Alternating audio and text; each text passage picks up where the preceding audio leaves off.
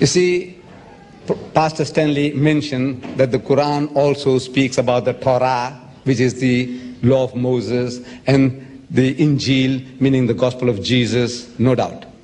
See, there is a relationship between the teachings of Moses, Jesus, and Muhammad. To us Muslims, in actual fact, this is all one religion. There's only one religion. These are not three distinct religions, but it's a different subject. As soon as I start expounding that, you need more time. But the Quran tells us that we believe in the principle that Moses was inspired by God, David was inspired by God, Jesus was inspired by God, and whatever they gave out in the respective times, it was from God, infallible. But those words were not preserved in the pristine purity. That is what we are questioning.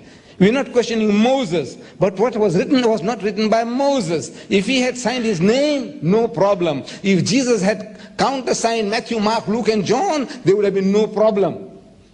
But since Jesus didn't write a word, in his lifetime not a word was written.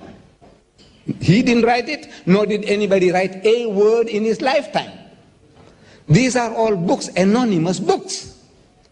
And the Christian scholars are telling us they have no ulterior motives. I might have, but not your scholars. What ulterior motive do they have to tell you that Matthew has used Mark's gospel freely? In the language of the school teacher, he was copying wholesale from Mark.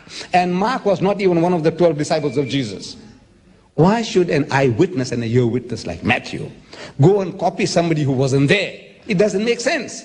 And in the book itself, Matthew tells us, Matthew 9:9, it says, while he, Jesus, was going forth into the way, Jesus, saw a tax collector called Matthew.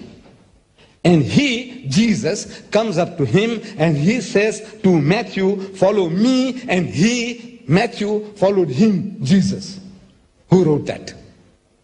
God write it? Did Jesus write it? No. Did Matthew write it? No.